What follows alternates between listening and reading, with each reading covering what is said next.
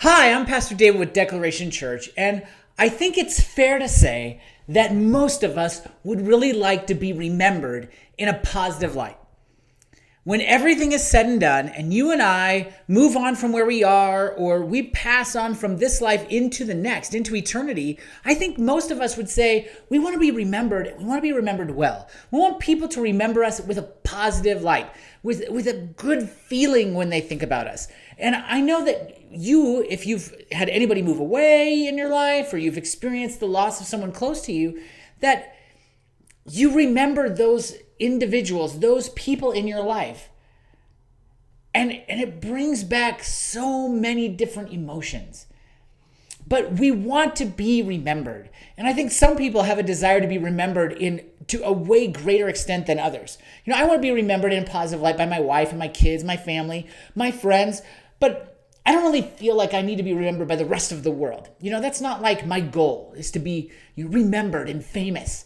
But I think some people, that's really what they long for, what they need, is to be remembered. And I started to think about that a little bit when I came across this passage. But someone is asking to be remembered here. And I don't think most of us probably do that. I don't think most of us leave and we go, hey, remember me. But here in a passage, Jesus is being asked by someone to remember them. And it's a passage I think that can be pretty familiar to us, and we use it in certain ways. But I want to dig deeper into this passage a little bit, so I'm going to jump right in. It's Luke chapter 23, starting in verse 39. It's talking about Jesus being on the cross. He's hung on the cross, and then there are two criminals, two thieves, one on either side of him, crucified at the same time.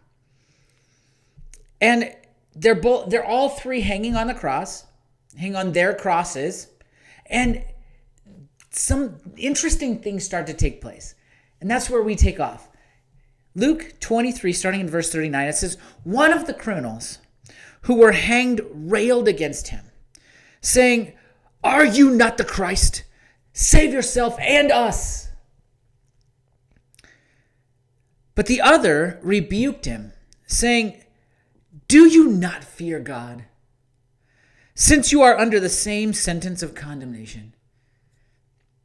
Basically, why are you upset at this guy? We're all three hanging on crosses. We're all in the same condition here. Don't you have any fear of God in your life at all? Which is an interesting question, really, to come from a thief in the first place. Verse 41, "And we indeed justly," he continues, "for we are receiving the due reward of our deeds, but this man has done nothing wrong." So he declares Jesus' innocence hanging on the cross. He's recognizing some things about Jesus that I think a lot of times we don't really give enough attention to. But he recognizes the innocence of Jesus. Verse 42, "And he said, 'Jesus,'" here it is, "'remember me when you come into your kingdom.'" Now this statement is huge to me. It's huge, and we skip over it so often because we don't really dig deep into the few words that are here. But after he says that, in verse 43, it says, "And he said to him," meaning Jesus said to the thief, "Truly I say to you, today you will be with me in paradise." And that's where we like to focus. Look, here's this guy on the cross, and he believes in Jesus, and Jesus says, "Hey, today you're going to be with me in paradise." He delivers him. He saves him. Oh, it's so simple to be saved. And yet, I think we really need to go back just a step and take a look at what the thief is really doing. Now, this is a little bit different because Jesus hasn't died on the cross yet, and he hasn't been resurrected. So we're talking about a different dispensation, or a different world at that point. Things are different at this point because Jesus, until he's raised from the dead and until he's actually dead and laid down his life and paid the price for our sins, things are a little different. We're still under the old covenant. But that, just set that aside. That's not important right now because we want to dig into the statement that the thief makes when he says, "Jesus, remember me." He says, "Jesus, remember me when you come into your kingdom." Now, why would he ask someone who's about to die to remember him? Does he expect that he's going to die before Jesus? And as long as Jesus is hanging on the cross, he wants to be remembered?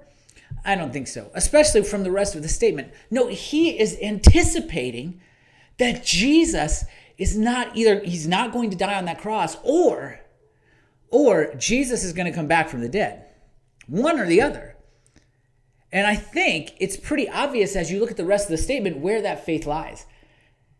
Jesus is going to be raised from the dead, and he is the Messiah. He is the Christ. He is the one that Israel has been anticipating. This man believes that to be true with everything that he is. And we know that not just from him asking Jesus to remember him, but also from his rebuke of the other thief.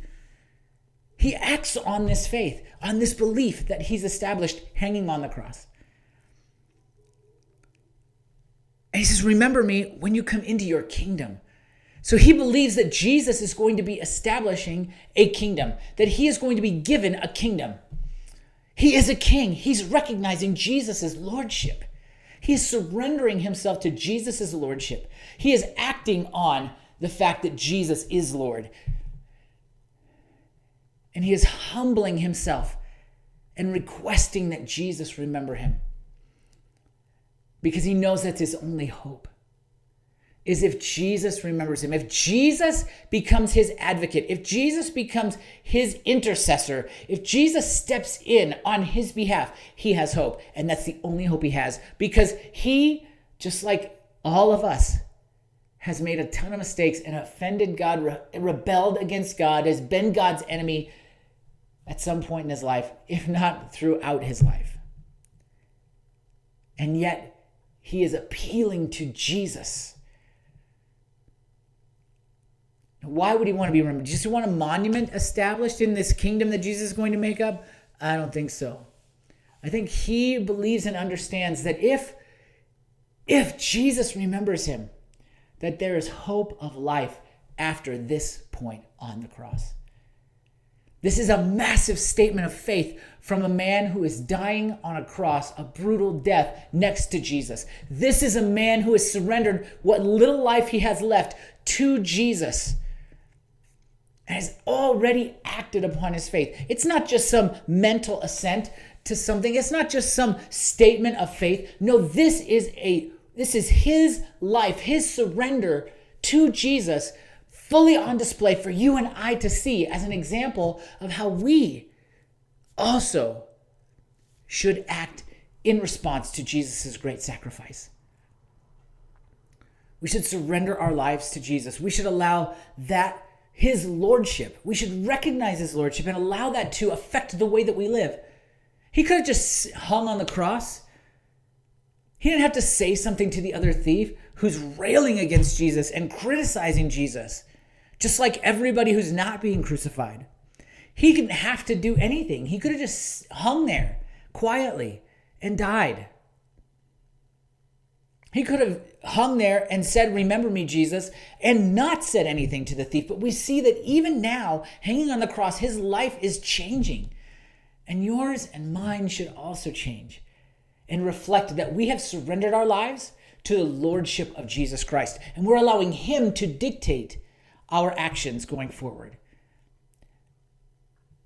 knowing that as we surrender to him, he will remember us, and he will be our advocate, and he will be our intercessor, and he will be our sacrificial lamb to wipe away our sins and present us to the Father purified, holy, sanctified, justified, perfect, so that we can be adopted into the family of God. And that is huge. Have you done that? Have you surrendered to Jesus in the same way that the thief has surrendered to Jesus today? If not, I want you to pray about that. I want you to really think about it. Mull it over. Consider it. Give it some real thought. Consider what Jesus has to offer for you. Because he claims that if you follow him, you'll find abundant life. You'll live life to the fullest possible extent. It may not look like what the world says is living life to the fullest possible extent, but it's going to be the best life you'll ever live. And if you are following Jesus today, take a step back, reflect on where you are and how you live. Does your life, do your actions show that you have surrendered to Jesus and his lordship? I hope so. And I hope mine do as well. I'm going to be taking that same reflective look that I've asked you to take. And I want to thank you for allowing me to be a part of your discipleship journey, your walk with Jesus. And I hope you'll continue to allow me to be a part of that. So subscribe to the channel, click on the like button, hit that subscribe button, and then click on the bell as well. So every time we post new content, you are notified. Thank you so much for letting me be a part of your journey today. Be encouraged and walk with Jesus. Make a difference and let him change your life. As always, I'm Pastor David, and I'm out.